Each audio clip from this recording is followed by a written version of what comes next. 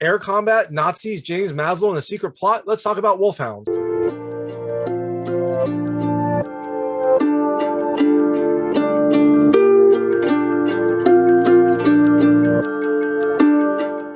everybody, this is David Stark from Watcher Pass. Today I'm talking about Wolfhound, which is coming to theaters, digital, and on demand on June 3rd, 2022.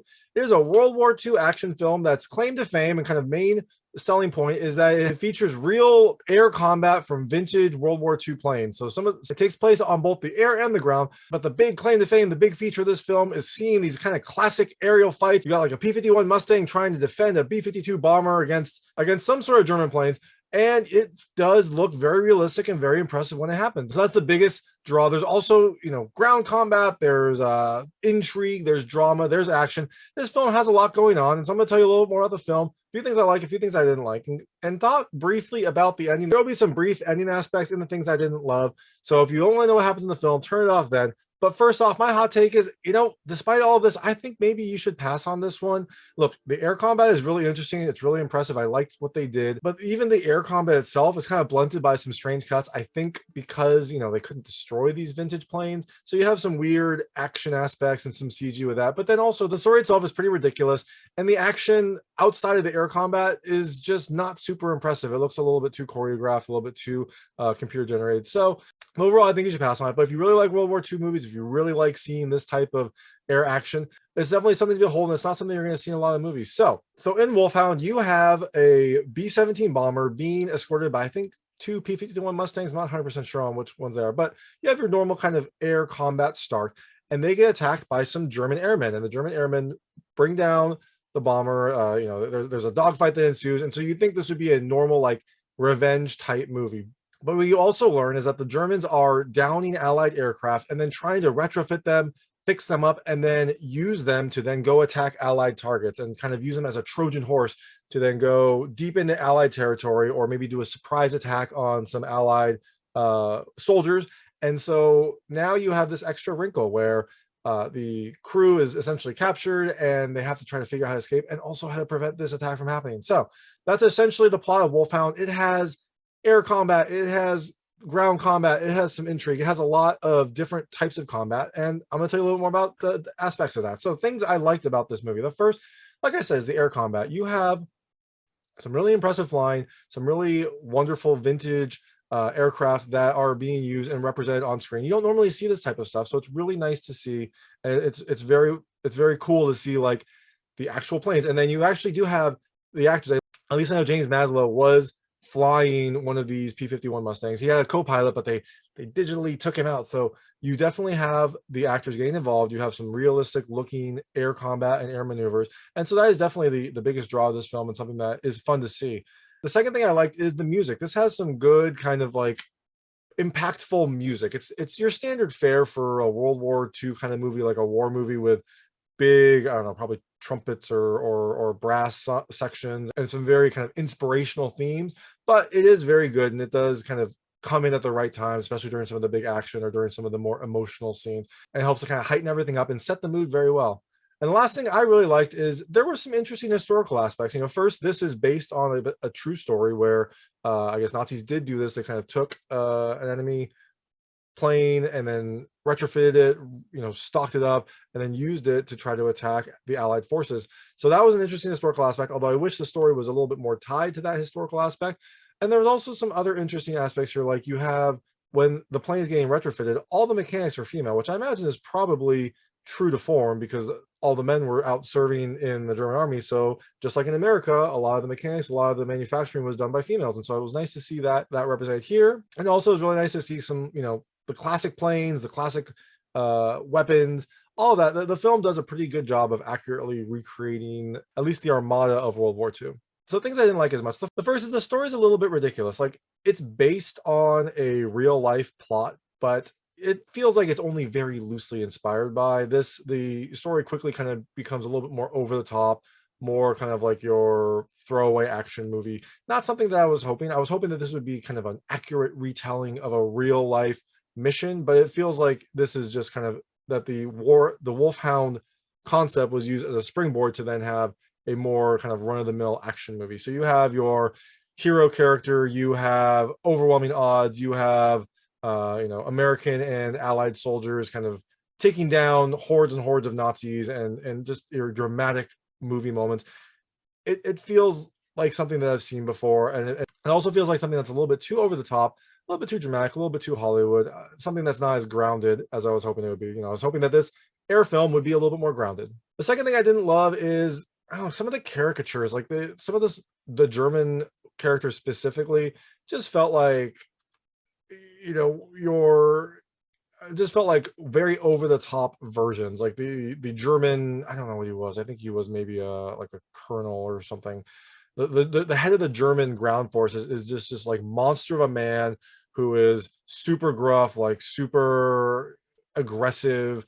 I think in one scene when people are shooting, when people's about to get shot, he like grabs one of his soldiers and puts him in front of him to like stop the bullets. Just like a little bit too over the top, a little bit too, uber soldier type person. And they had, the scientist character, this like character who's creating a bomb, that was just like very rat-like and very kind of, it was very grating and very annoying. And it feels like a lot of these soldiers just didn't feel accurate. It felt, again, like a little bit maybe too much of a Hollywood take on what could have been an interesting historical film. The third thing I didn't like is that this film is a little bit corny. Like it feels, again, I'm going to say it again, a little bit too Hollywood. Like, you'll have a scene where they are pinned down and they find a rocket launcher, and the person will pick it up and be like, this is what we did, and this is what we do, and or they'll like pick it up and they'll say like, let's show them how we do it in Brooklyn, and then fire it off and things like that. And then you also have a lot of scenes, especially in some of the action, where it feels like the characters are going for the like action hero pose rather than a more accurate view of how combat would actually be. So you'll have someone stand up and like in full view take aim and fire, or you'll have characters during the combat where they'll be holding someone and they'll have the machine gun and it'll just be spraying all over, and all of a sudden it just like pinpoint accurately hits a bunch of soldiers. Things like that just didn't really gel with me. I think I was expecting a very different movie than what we got here. And the last thing I did not love is the air combat. Really interesting, really fun, despite a few kind of hiccups here and there. But the rest of the action, as you can tell from some of my criticism, it didn't really feel that great. Like there's a lot of CG here. There's a lot of explosions. There's a lot of kind of almost overacting. Like you'll have a soldier get like shot and then he'll like dive over a wing as he's falling down, or you'll have someone get shot with like an M1 Garand, I think it was, and the person will just like fly back into a wall like he was hit by some sort of super hammer. Things like that just kind of blunted the action. And then you also have a lot of CG in the plane fights. You have, like I said, some cutaways where it'll cut away to something getting shot, so you don't actually see the damage on the planes, which I understand that must be tough. But then when the planes go down, they just kind of like blow up, and it's just like a big explosion. You can't see what happens. Again, it feels like they were trying to limit the damage to these planes, and it just made the action sequences not feel that good. And so overall, it just felt to me like the action, which is what should be probably the best part about any World War II movie, it didn't feel normal or accurate or really that exciting because of these aspects. So, and the last thing I didn't love is the ending. The ending is fine, it's serviceable, but there's, again, a few things I think were taken because of the indie nature. So in the end, what you have is you've got this B-17 bomber that is going to London. They're going to drop the super bomb on London, destroy London, with this Trojan horse thing. It's an interesting plot, but there's a few issues with it. One, James Maslow is now flying to pursue them to stop them. So you think, great, he's going to get there, he's going to stop them, which is, I think, the idea. But as he's about to take out this bomber, wouldn't you know it, his nemesis throughout is in a plane also and tries to intercept him. So then now they have a dogfight. And this was a very, I don't know, annoying scene because James Maslow basically had him dead to rights. His nemesis was on the ground. James Maslow had a gun pinned to him.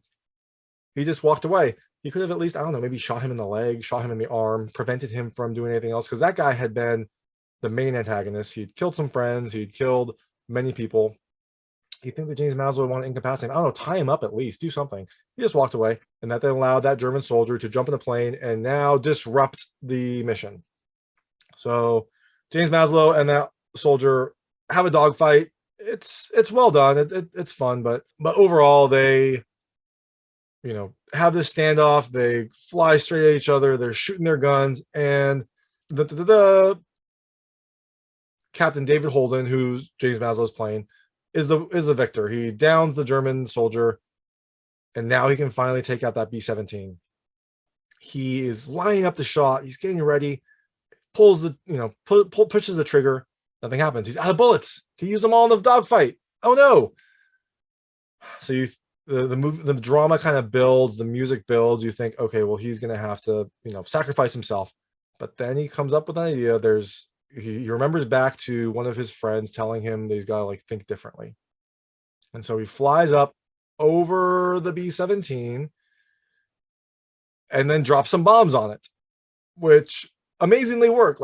He drops 4 or 5 bombs. They all hit the B-17. None of them fall down and hit London. Very lucky. Doesn't seem super accurate, but hey, you know what? They're trying to stop a plot anyways. So he downs the plane. He wins. Everything's great. But again, like I said, there's some issues with this overall ending sequence. For one, they're supposed to be over London. The big concern is are they going to be able to bomb London? And so they feel like they get very close. They even open the bomb, doors, and they arm the bomb and they get ready to drop it. But as far as the eye can see are pastures, green farm pastures. So it really kind of blunted some of the emotional aspect, I think, because it didn't look like they were anywhere near London. And so, when they're fighting, it seems like they always have some extra time. And it would have been nice if they, I don't know, would have somehow rendered London, used some flight images of London, things like that. It might have been very tough to get. There probably wasn't any footage that would have been acceptable. So then you have a very, very tough CG moment to try to get. So I understand maybe that's just impossible to do. But to me, when I was watching this ending, it didn't really feel as momentous as I think it was supposed to, because it didn't look like they were anywhere near London. And overall, like a lot of things in this film, it did feel a little bit too Hollywood. I really wanted this movie to be more of an accurate film, a real life plot, maybe something a little bit more true to life. And it felt like they just took that as a springboard and then used that for something else. Kind of how a lot of horror movies will have that. You'll have it inspired by a true story, and it'll be there was a murder, and all of a sudden now you have this crazy serial killer who's murdering people left and right. That's kind of what it felt like here. There was a real Nazi plot that was interesting and that could have been a nice basis for a film, and then they took that and then went full Hollywood, over the top action, over the top drama, super allied soldiers, evil Nazi soldiers. It doesn't really give me what I was hoping for. So that's Wolfhound. Like I said, it has a lot of really interesting things. I really liked the air combat. I liked the music. I liked some of the historical aspects, but overall, I think it's a pass. But look, if you really like these types of planes, if you really want to see this type of combat, it's one of those rare opportunities you get to see them on the big screen. So thanks so much for watching. If you like this review, please like and subscribe to this channel. It helps me out a lot. Make sure all my new content goes straight to you. Thank you.